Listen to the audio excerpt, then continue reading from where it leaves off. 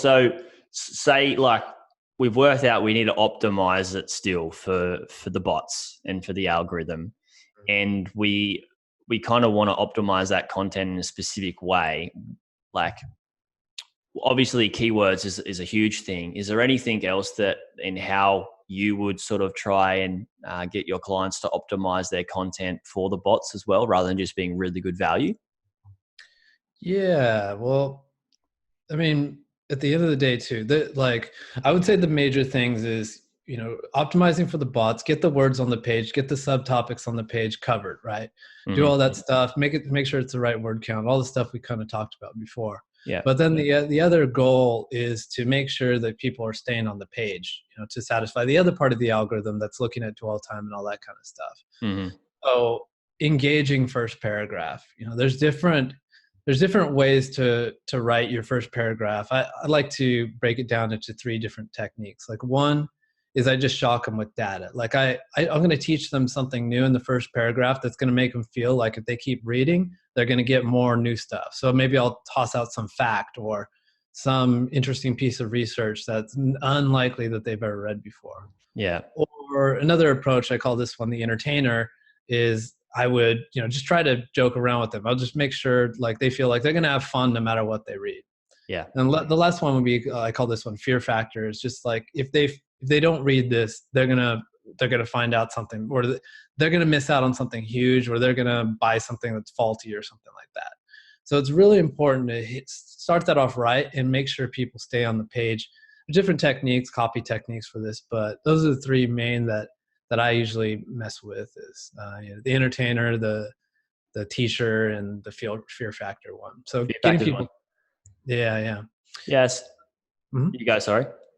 Yeah. So then after they've read the first paragraph, like this is the age of attention deficit disorder, right? Oh yeah, it's crazy.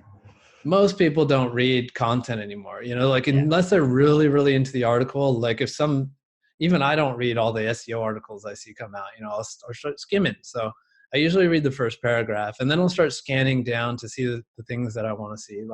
And that I need stuff like headings, and I need images to pop out. I need tables, I need graphics, stuff like that to keep me going down the page. So it's about putting these eye-catching magnets on the page that'll keep the scroller scrolling until they see the things that they want to see. So those 2 things, and obviously you want to, at the end of the day, you want to convert, right? So what's your goal on the page? I like to use this philosophy, 1 page, 1 goal. I don't want to have a page with affiliate links here, sign up for the email letter here, advertising. all over the place. Like I believe 1 page, 1 goal, and then I'm focusing on various CRO, conversion rate optimization disciplines to make that happen. Yeah.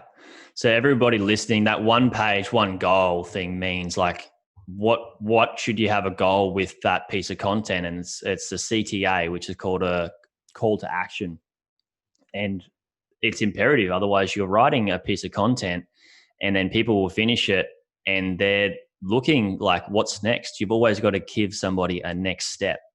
And that is like your call to action. Here, grab this, free resource, or, read my next blog post on this, which is very relevant, or whatever it is. So they're really good. And I love how you say keeping people engaged with the images, because I'm testing around with my copy and landing pages and stuff like that, always split testing, just like you.